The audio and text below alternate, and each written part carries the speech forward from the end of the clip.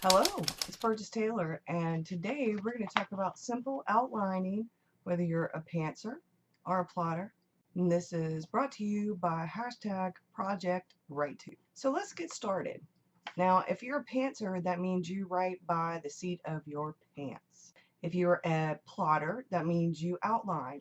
And whether you outline using basic like 7-point structure or the snowflake method or save the cat, you outline. Some people have very detailed outlines, some people have pretty simple basic outlines. So whether you fly by the seat of your pants when you write or whether you are a hardcore plotter, it doesn't really matter. These steps are basic tips for outlining your novel. Regardless, you don't actually have to even write anything down if you're a pantser. I do, and I would.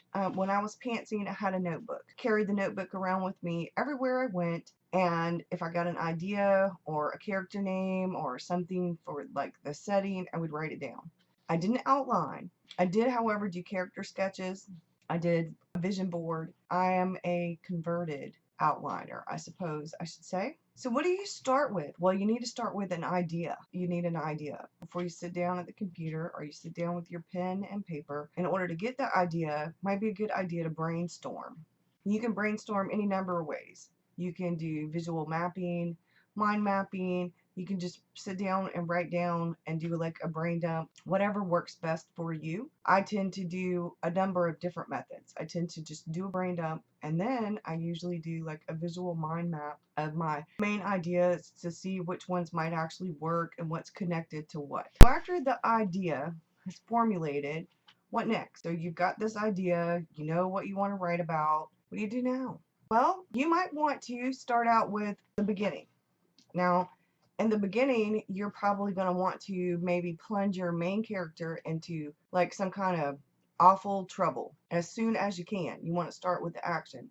What kind of trouble it is depends on the genre that you're writing. So, for example, if you're writing a romance, maybe that person is choosing between two people.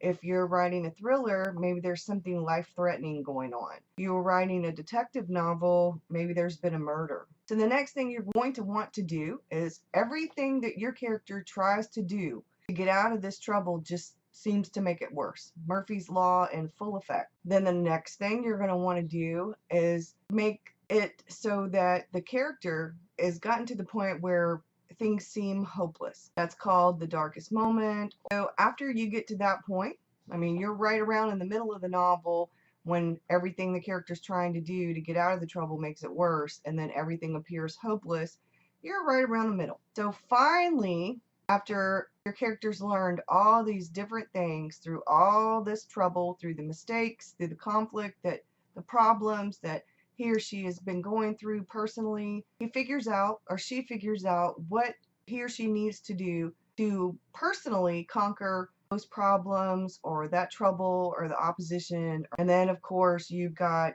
the climax where they either win or they lose, or maybe it's a standoff, depending on whether you got a series. And that's pretty much your beginning, your middle, and your end. Have a few strategies. You can write like a paragraph or a page or two of what your main problem is, main conflict. If you are building a world or you have like a setting that's sort of specific to your novel, you can maybe draw a map of it. You're going to need some names of your characters, of the protagonist and their allies. You're going to need to have the antagonist and maybe the antagonist allies. Then you're going to want to maybe, you can write it down or not write it down, but those troubles that your character is going to go through, you maybe make a little list of those. You need to choose a point of view. First person, third person, past, present. Some people do on occasion write in second person. And the very last thing you want to do is to just have fun. And that's pretty much it. I think that will help you engaged in the story. You can use index cards. You could use a notebook, you could use Scrivener, you could use Microsoft Office. You can do it old school and do bullets or Roman numerals, whatever you want to do for if you want to actually make an outline. If you are pantsing and you don't really want an outline, just make a little post-it note, write down some of those troubles, You can have a notebook with your characters' names and the information about the characters, because you don't want to say in one point character has blue eyes and then later on down the road say the character has brown eyes. I prefer to have a notebook for my novel. The novel I'm currently working on, that I'm going to be working on in NaNoWriMo this go round, this is the notebook I'm using. For my specific outline, this is the notebook I'm using. Once I get all the detailed information down, I have my writer's Bible, and in my writer's Bible is my writer bullet journal, which has plot, stuff like that. I am outlining myself with tarot and the hero's journey, which is something I didn't mention in the very beginning, but hero's journey is a really great way to outline if you don't like the act structure, specifically like Save the Cat, beat sheets, that kind of thing. The hero's journey is really good because almost every movie you watch and a lot of the television shows are based on pretty much the hero's journey. Save the Cat, a lot of movies are done with that too, but I grew up on watching movies that once I learned about the hero's journey, realized a lot of the movies I grew up with to have that outline. There are other things in here that keep me organized. Like I said, I have been converted from being a pantser to a plotter. Still not a hardcore plotter. I do prefer not to outline scenes, just chapters. So that's, yeah.